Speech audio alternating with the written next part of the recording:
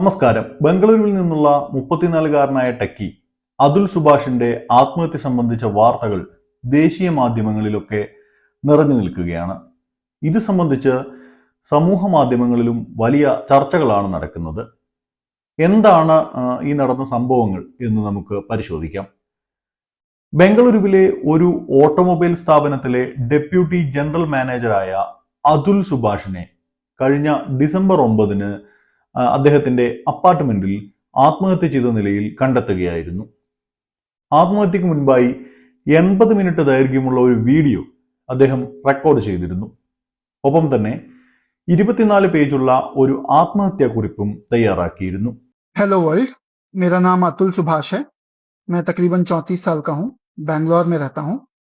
आज करने जा रहा हूँ। इसका कारण 5 लोग हैं। पहला, प्रिंसिपल फैमिली कोर्ट जज जौनपुर रीता कौशिक। दूसरा, मेरी पत्नी निकिता सिंघानिया जो कि एक्सेंचर कंपनी में काम करती है दिल्ली में। तीसरा, मेरी मदर इन लॉ निशा सिंघानिया जो कि जौनपुर में रहती हैं। चौथा, मेरा ब्रदर इन लॉ अनुराग सिंघानिया जो कि और उर्फ पीयूष सिंघानिया, अनुराग उर्फ पीयूष सिंघानिया जो कि जौनपुर में रहता है। पांचवा, मेरे पत्नी के अंकल सुशील सिंघानिया जो कि जौनपुर में रहते हैं. ബന്ധം വേർപിരിഞ്ഞ ഭാര്യ, അതായത് മുൻ ഭാര്യ നികിത സിംഘാനിയ, അവരുടെ കുടുംബം, ഒപ്പം ഉത്തർപ്രദേശിൽ നിന്നുള്ള ഒരു കുടുംബ കോടതി ജഡ്ജി എന്നിവരെ പ്രതിസ്ഥാനത്ത് നിർത്തിയായിരുന്നു സുഭാഷിന്റെ ആത്മഹത്യാക്കുറിപ്പ്. കുറിപ്പും വീഡിയോയും പെട്ടെന്ന് തന്നെ വൈറലായി.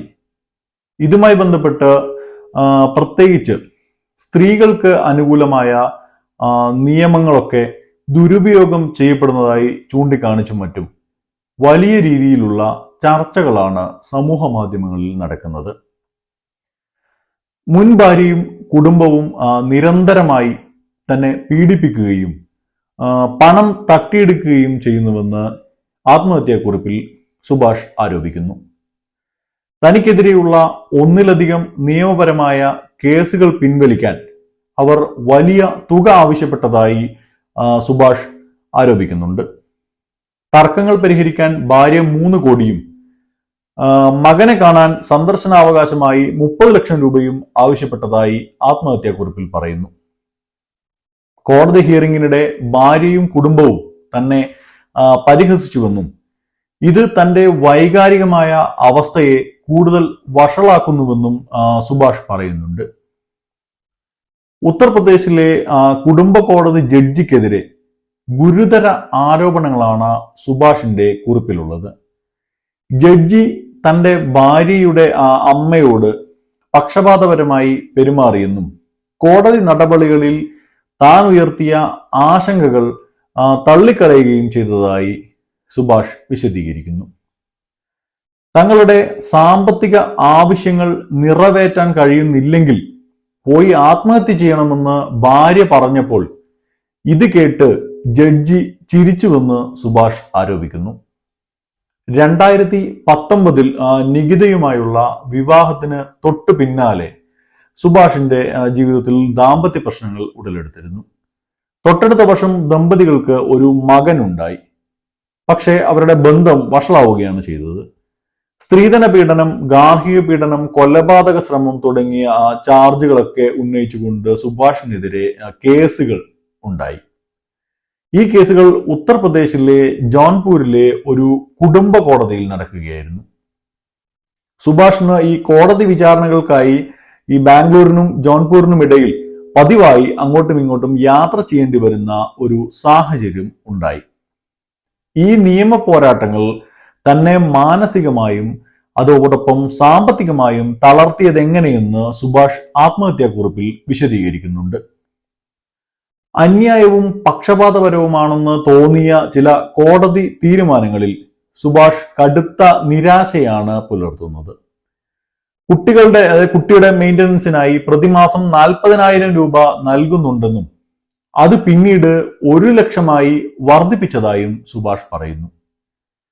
ഇത് തന്റെ സാമ്പത്തിക ബാധ്യത വർദ്ധിപ്പിച്ചതായും സുഭാഷ് ചൂണ്ടിക്കാട്ടുന്നുണ്ട്.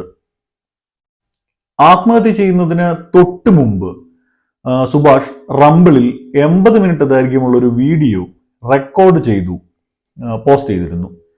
ഈ വീഡിയോയിൽ സുഭാഷ് തന്റെ ആത്മഹത്യയുടെ കാരണം വിശദീകരിച്ച് സംസാരിക്കുന്നുണ്ട്. തുടർച്ചയായി നേരിടുന്ന പീഡനത്തിലും ഒപ്പം സാമ്പത്തിക ബുദ്ധിമുട്ടിലും തന്റെ കടുത്ത നിരാശ സുഭാഷ് വെളിപ്പെടുത്തുന്നു. താൻ സമ്പാദിക്കുന്ന പണം കൊണ്ട് തന്റെ ശത്രുക്കൾ ശക്തരാവുകയും അതേ പണം തനിക്കെതിരെ ഉപയോഗിക്കപ്പെടുന്നതായും സുഭാഷ് പറയുന്നുണ്ട്. മാർത്തഹള്ളിയിലെ മുന്നേകൊലല്ലുവിലുള്ള അപ്പാർട്ട്മെന്റിൽ തൂങ്ങി മരിച്ച നിലയിലാണ് സുഭാഷിന്റെ മൃതദേഹം കണ്ടെത്തിയത്. നീതി ലഭിക്കണം എന്നെഴുതിയ ഒരു പ്ലക്കാർഡ് നെഞ്ചിൽ വച്ചിരുന്നതായി റിപ്പോർട്ടുകളുണ്ട്. സുഭാഷിന്റെ മുൻ ഭാര്യ, അവരുടെ അമ്മ, സഹോദരൻ, അമ്മാവൻ എന്നിവർക്കെതിരെ അദ്ദേഹത്തിന്റെ അതായത് സുഭാഷിന്റെ സഹോദരൻ ബികാസ് കുമാർ പോലീസിൽ പരാതി നൽകിയിട്ടുണ്ട്. ആത്മഹത്യാ പ്രേരണ കുറ്റത്തിന് കേസെടുത്ത് പോലീസ് അന്വേഷണം നടത്തി വരികയാണ്.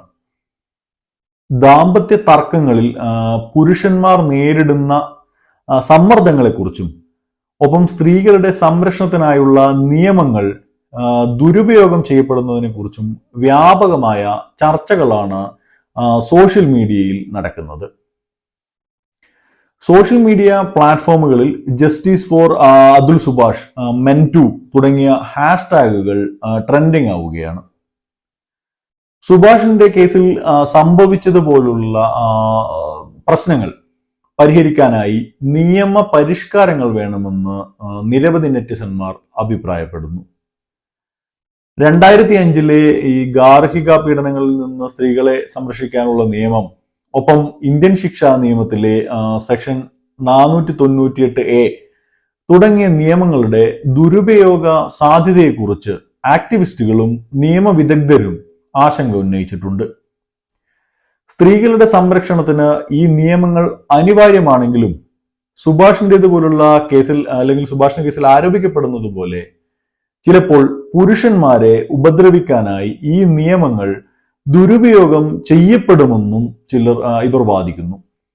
ഭാവിയിൽ ഇത്തരം പ്രശ്നങ്ങൾ ഉണ്ടാകാതിരിക്കാൻ പരിഹരിക്കേണ്ട നിരവധി നിർണായക പ്രശ്നങ്ങൾ സുഭാഷിന്റെ ആത്മഹത്യയുടെ അടിസ്ഥാനത്തിൽ ഉയർന്നു വരുന്നുണ്ട്. മാനസികാരോഗ്യം സംബന്ധിച്ച അവബോധം, കാലോചിതമായ നിയമപരിഷ്കാരം, ദാമ്പത്യ കേസുകളിൽ സ്ത്രീകൾക്കെന്ന പോലെ പുരുഷന്മാർക്കും പിന്തുണ ഉറപ്പാക്കൽ, ജുഡീഷ്യൽ അക്കൗണ്ടബിലിറ്റി എന്നീ വിഷയങ്ങളിൽ ഗൗരവകരമായ ചർച്ചകൾ നടക്കുന്നുണ്ട്. അതോടൊപ്പം തന്നെ സുഭാഷിന്റെ മുൻ ഭാര്യയ്ക്കും കുടുംബത്തിനുമെതിരായി കൊലവിളിയും ഒരു ഭാഗത്ത് ഉയരുന്നുണ്ട്. എന്തായാലും ഈ വിഷയത്തിൽ പോലീസ് കാര്യക്ഷമമായ ഒരു അന്വേഷണം നടത്തി എന്താണ് സംഭവിച്ചതെന്നും കുറ്റക്കാരെയൊക്കെ കണ്ടെത്തി ശിക്ഷ ഉറപ്പാക്കാൻ ഒക്കെ മുൻകൈയെടുക്കുമെന്ന് പ്രതീക്ഷിക്കാം. ഒപ്പം മറ്റ് ഗൗരവകരമായ വിഷയങ്ങൾ, നിയമവുമായി ബന്ധപ്പെട്ട പ്രശ്നങ്ങൾ ഉൾപ്പെടെ ദീർഘകാല നടപടികൾ സർക്കാർ ജുഡീഷ്യൽ സംവിധാനങ്ങൾ കൈക്കൊള്ളുമെന്നും പ്രതീക്ഷിക്കാം.